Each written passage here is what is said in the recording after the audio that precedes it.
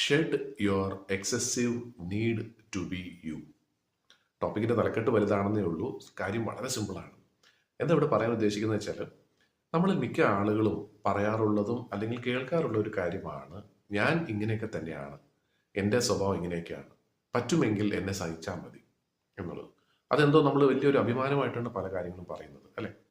അത് എപ്പോഴാണ് നമ്മൾ ഏത് സാഹചര്യത്തിലാണ് ഇത് പലപ്പോഴും നമ്മൾ പറയാറുള്ളത്? നമുക്ക് എന്തെങ്കിലും ഒരു കുറവുണ്ടെന്നുള്ളത് നമുക്കറിയാം.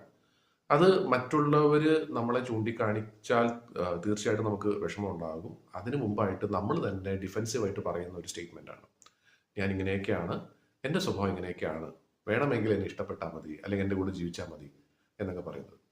അപ്പോൾ ശരിക്കും പറഞ്ഞാൽ നമ്മളവിടെ നമ്മളെ തന്നെ ഡിഫെൻഡ് ചെയ്യുകയാണ്. നമ്മുടെ ഒരു കുറവിനെ, നമ്മുടെ ഒരു മോശപ്പെട്ട ഒരു സ്വഭാവത്തെ നമ്മൾ ഡിഫെൻഡ് ചെയ്യുകയാണ് ചെയ്യുന്നത്.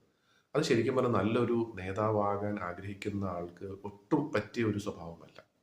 അപ്പോൾ നമുക്ക് ചെയ്യാൻ പറ്റുന്ന ഒരു കാര്യം എന്ന് വെച്ചാൽ, എന്താണ് ആ കുറവ് എന്നുള്ളത് നമ്മൾ സ്വയമേ മനസ്സിലാക്കുക. ഇനി അത് കുറവാണോ ഇല്ലയോ എന്നുള്ളത് എങ്ങനെ നമുക്ക് തിരിച്ചറിയാൻ പറ്റും?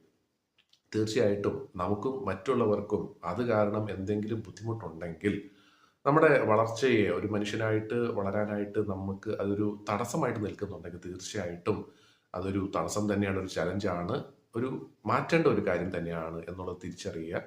പിന്നെ അത് മാറ്റാനായിട്ട് നമുക്ക് എന്തൊക്കെ ചെയ്യണം എന്നുള്ളതിനെക്കുറിച്ച് ആലോചിച്ച് ഒരു തീരുമാനത്തിലെത്തി അതിനുവേണ്ടി പ്രവർത്തിക്കുക. അപ്പോൾ നമ്മൾ ആദ്യം ചെയ്യേണ്ട കാര്യം എന്ന് വെച്ചാൽ, നമ്മൾ ഇങ്ങനെയൊക്കെയാണ് എന്നുള്ളത് പറയുന്നത് ഒന്ന് നിർത്തുക. എന്താണ് ആ പ്രോബ്ലം എന്നുള്ളത് മനസ്സിലാക്കിയിട്ട് അതിനെ മാറ്റിയെടുക്കാനായിട്ടുള്ള കാര്യങ്ങൾ എന്താണെന്നുള്ളത്